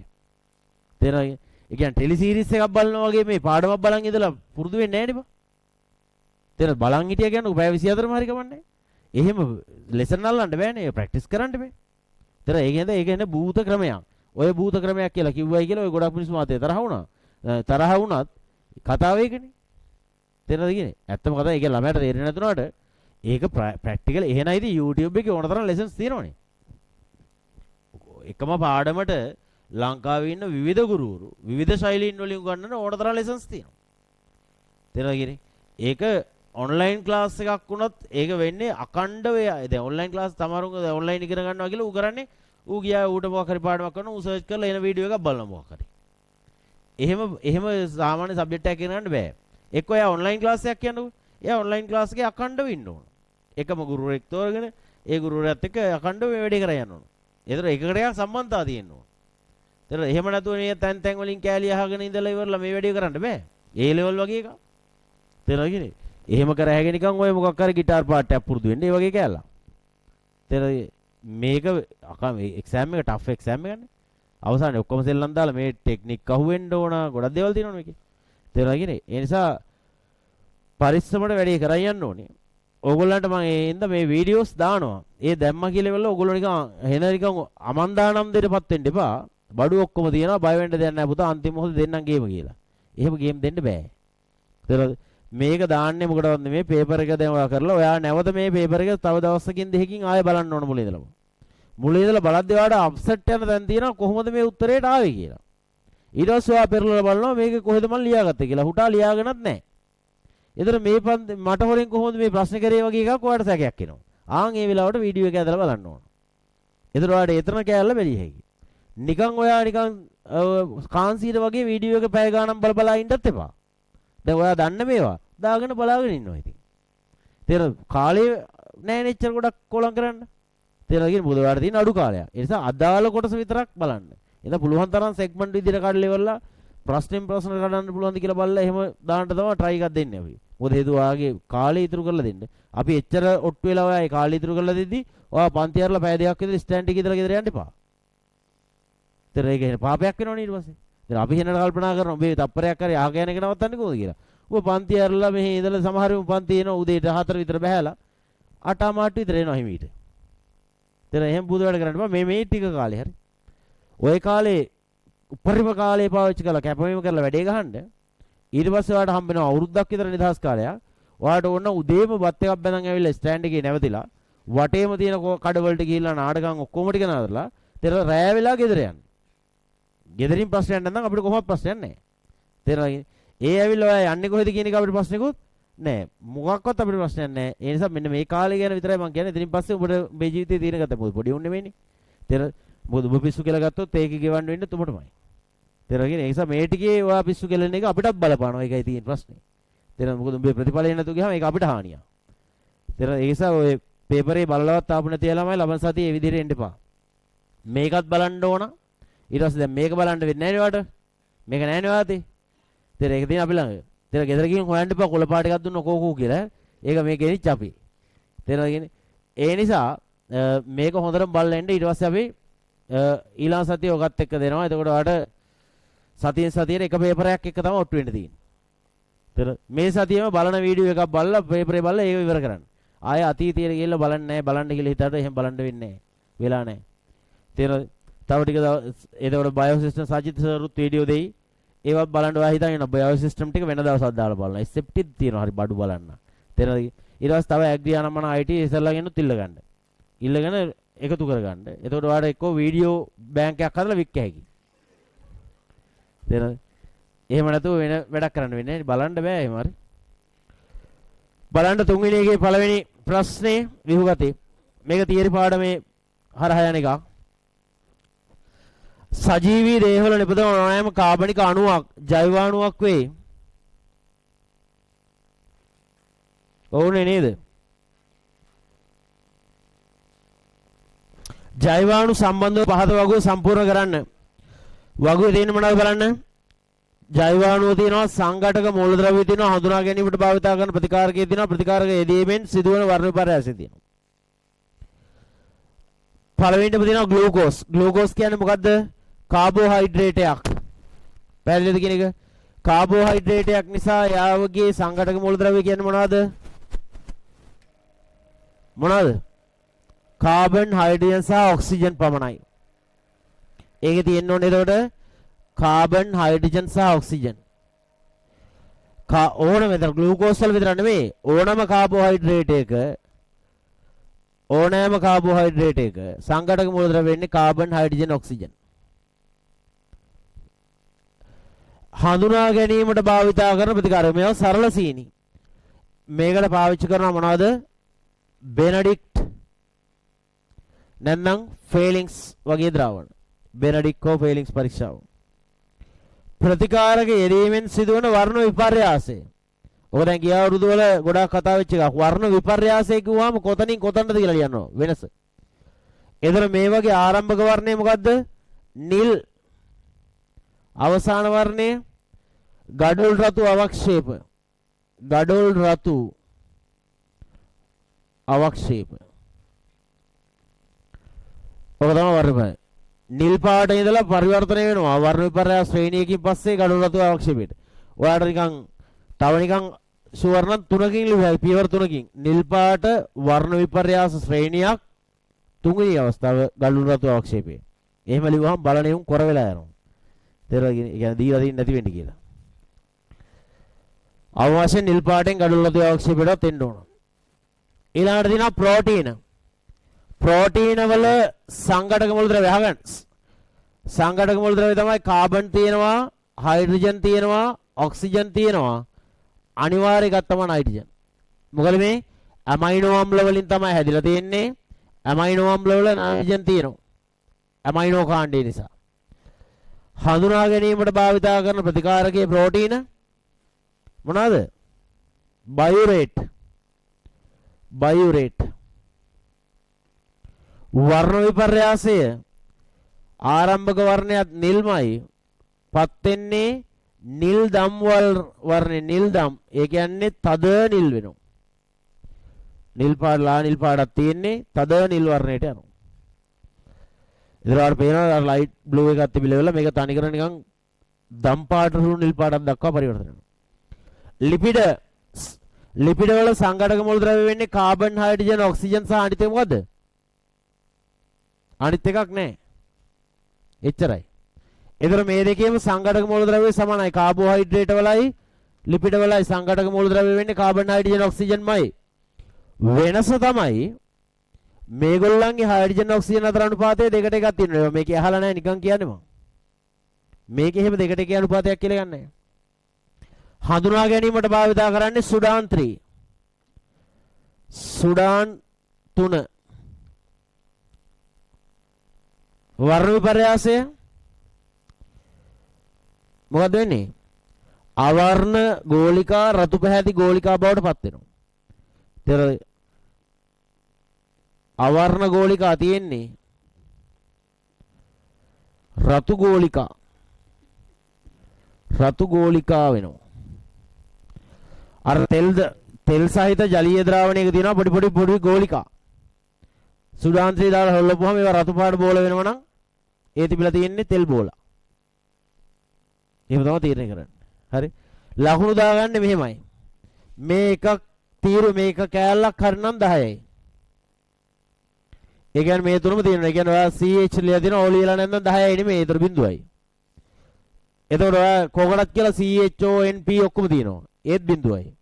CHO මේකේම තියෙනවා නම් 10යි. බෙනඩික්ට් තියෙනවා නම් 10යි.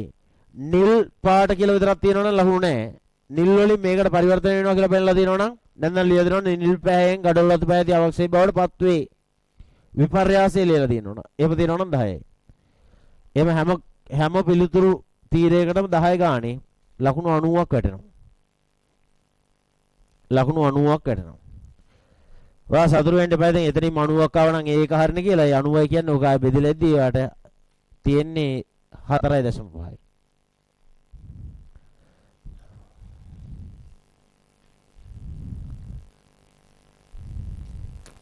හරිනේ දෙය ටික හදාගත්තනේ.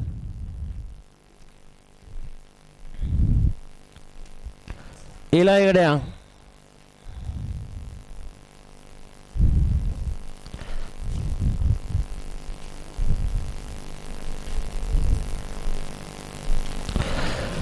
කිරිවල අඩංගු වන ප්‍රධාන සීනි වර්ගයේ අණුවක ව්‍යුහය පහත දක්වා ඇත නම් කරන්න. දැන් ඉතින් ඔයාලට අඳුර ගන්න පුළුවන් නේ. ඔයා බලන්නේ මොකයිද? බලන්නේ මොකයිද? පළවෙනි කාබනුයි හතරවෙනි කාබනුයි. ඉස්සලම් බලමු අපි මෙන්න මෙයාගේ හතරවෙනි කාබන්ගේ OH එක උඩ මේන් හතරවෙනි කාබන්ගේ OH එක මෙතන තියෙන්නේ මොකද්ද මේක එන? මොකද්ද? හතරවෙනි කාබන්ගේ OH එක උඩ ගන්නම්. මතක නැහැ නේද ඉතින්? ගැලැක්ටෝස් හතරවෙනි කාබන්ගේ OH එක පහළ එකක්. මේ පහළන තිබිලා තියෙන්නේ ග්ලූකෝස් ගැලැක්ටෝස් නම් ඇල්ෆා බීටාද කියලා බලන්න ඕනෙත් නෑ. මේක මොකද්ද? ලැක්ටෝස්. මෙයා ලැක්ටෝස්. ගැලැක්ටෝස් එකක් තියෙනවා නම් ඒක ලැක්ටෝස් ආයේ ඒ ආරෙන්න වෙන වෙන දේවල් ඔයාට උගන්වන්නේ නෑ. ලකුණු 10යි. ලැක්ටෝස් කියලා අඳුරන දිනන 10යි.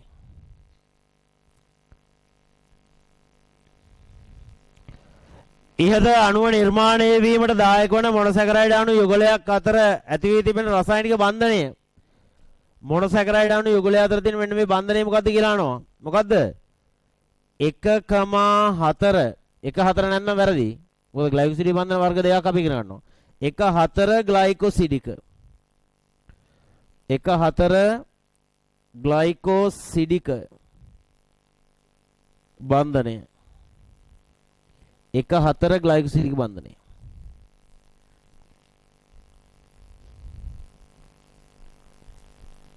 එක 4 ග්ලයිකෝසිඩික බන්ධනය ලකුණු 5යි.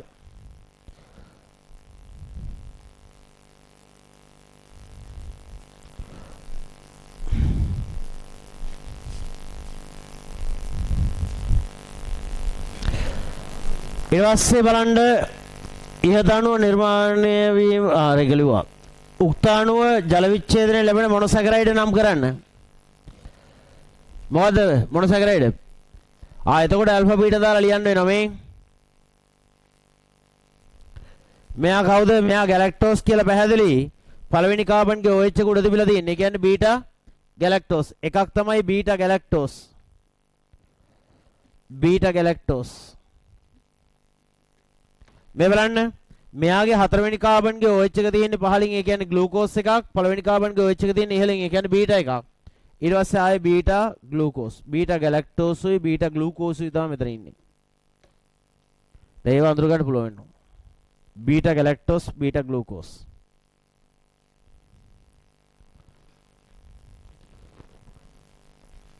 පැහැදිලිද? බීටා ගැලැක්ටෝස් කියලා අඳුරද්දි මේ ගැලැක්ටෝස් අඳුරගන්නේ හතරවෙනි කාබන්ගෙන්. ඇල්ෆා බීටා අඳුරගන්නේ පළවෙනි කාබන්ගෙන්. පළවෙනි කාබන් හි OH එක උඩ හින්දා බීටා. දෙකේම තියෙන්නේ පළවෙනි කාබන්ගේ OH එක උඩ. දැන් සමහර ළමයි කල්පනා කරන්න ඕන කොහොමද එයා ඒකට පළවෙනි කාබන් කියන්නේ. ඒක තියරි වලදී අපි කිව්වා ඕ ඉඳලා මේ පැත්තට තියෙන එක්කෙනා පළවෙනි කාබන්. නේද? ඔක්සිජන් පරමාණු මෙහෙ තියෙන පළවෙනි එක්කෙනා තමයි පළවෙනි කාබන් කියන්නේ.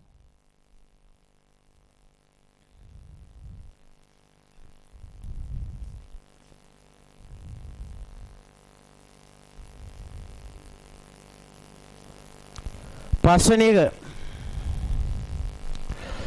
සතුන් තුළ ඒකට ලකුණු කිව්වේ නැහැනේ.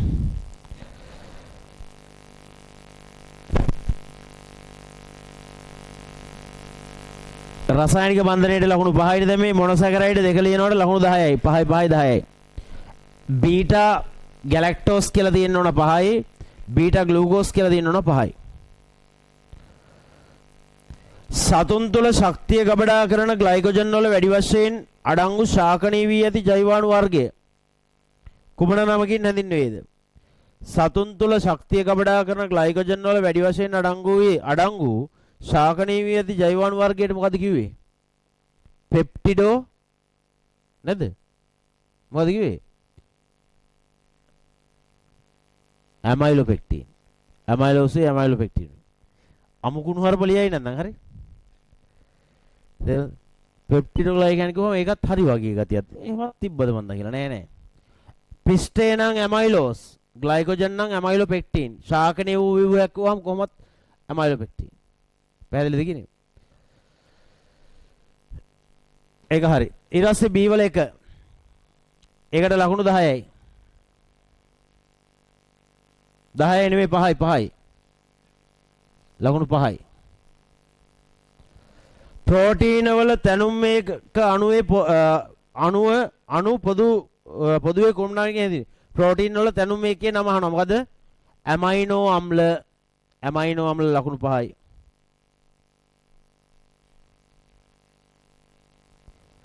ඊට පස්සේ අහනවා ප්‍රෝටීන අතුරින් ශරීරයේ අවයව වල ව්‍යුහයන් සෑදීමට වැදගත් වන ජලයේ දිය නොවන ප්‍රෝටීන වර්ගය කුමක්ද ව්‍යුහාත්මක ප්‍රෝටීන වර්ගය ප්‍රෝටීනයක් නෙමෙයි අහන්නේ ප්‍රෝටීන වර්ගයේ කාණ්ඩ ව්‍යුහාත්මක ප්‍රෝටීන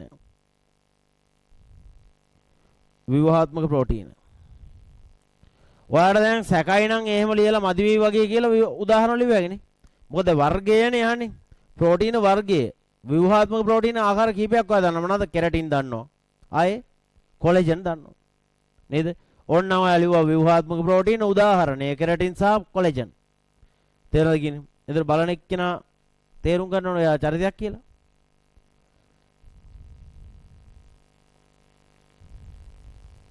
ලකුණු 5යි චරිතයක් උනත් 5යි දෙන්නේ එකට එන්සයිම යනු විශේෂ ගුණ ඇති ප්‍රෝටීන වේ එන්සයිමේ විශිෂ්ටතාවය ලෙස හැඳින්වන්නේ කුමක්ද එන්සයිමක විශිෂ්ටතාවය කියන්නේ මොකක්ද කියලා අහනවා කිසියම් එන්සයිම ආකාරයක් ක්‍රියාත්මක වන්නේ නිශ්චිත එක් උපස්තරයක් මත පමණි එන්සයිමයක් ඉන්නවා එයා වැඩ කරන්නේ එයාට ආවේනික එයාගේ එක්කෙනා එක විතරයි හැමෝටම බෑ යව පාවිච්චි කරන්න තේරෙනවද ඒක විශිෂ්ටයි තේරෙනවද කියන්නේ ඒතරවා තේරුම් ගන්න ඕනේ ආන් එහෙම ඒවත් තියෙනවා එහෙම නැතුව කියන්නේ හැම එකකටම වැඩ කරන ඒවා තියෙන්න පුළුවන් ඒවා විශිෂ්ට නැහැ තේරෙනවද කියන්නේ ඒකේ අර්ධයක්ම ඇතුලේ තියෙනවනේ මේව යම් නිශ්චිත එන්සයිමයක් ක්‍රියාත්මක වන්නේ ඊට අදාළ නිශ්චිත උපස්තර ආකාරයක් මත පමණක් වීම. උපස්තර වචන තියෙනවද කියලා බලන්න. නිශ්චිත උපස්තර ආකාරයක් මත පමණක් ක්‍රියාත්මක වෙනවා කියන එක තියෙනවද? කිසියම් එන්සයිමයක් ක්‍රියාත්මක වන්නේ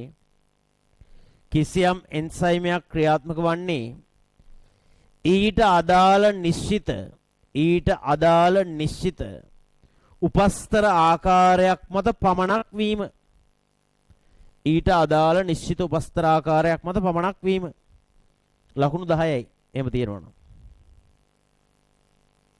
දැන් ඒක කෙලින්ම අර්ධයක් කියමු. ඉතින් ඒවා පාඩම් කරලා නැති එක තමයි ප්‍රශ්නේ තියෙන්නේ ලියලා නැත්නම් ඔක හරි.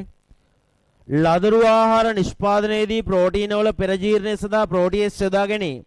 ප්‍රෝටියේස් වල ක්‍රියාකාරීත්වය වෙනස් කළ හැකි සාධක දෙකක් සඳහන් කරන්න. අන්න කෙලුණානේ. තියෙනවද එහෙම ඒවා? නෑ ප්‍රෝටියේස් වල ක්‍රියාකාරීත්වය පාලනය කළ හැකි සාධක කියලා જાතියක් උගන්වලා නැහැ කොහෙවත්. හැබැයි තියෙනවා එන්සයිම් වල ක්‍රියාකාරීත්වය පාලනය කිරීමට වැදගත් වෙන සාධක තියෙනවා. ප්‍රෝටියේස් කියන්නේ එන්සයිම් එකක් නම් එයාටත් ඒව අදාළයි. එකක් උෂ්ණත්වය. ඊට පස්සේ pH අගය. උපස්තර සාන්ද්‍රණය. ඒ ඕන එකක් ලියුවේනේ. දෙකක් ලියලා දෙනවා නම් ලකුණු 10යි. එකකට 5 ගානේ. එකතු කරලා දාන්න 150න් කීයද කියලා තමයි එන්නේ. ඔයා දාපු ලකුණු ටික එකතු කරලා යන්න. එතකොට ඔයාට ඒ අගයක් ඇවිල්ලා තියෙන්නේ 150න් අගය. එහෙම නැත්නම් ඔයා බය වෙයි 90ටත් වැඩි 100ටත් වඩා වැඩි මන 100ත් නෙමෙයි ඊටත් වැඩි කියලා.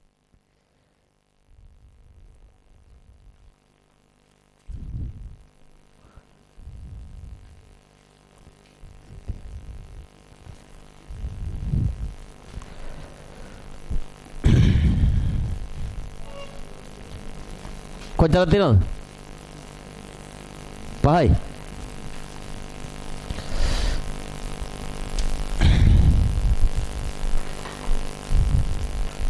කට් කර. හරියට මාරු කරගන්න බලන්න කීයක් තියෙනවද කියලා බලන්න.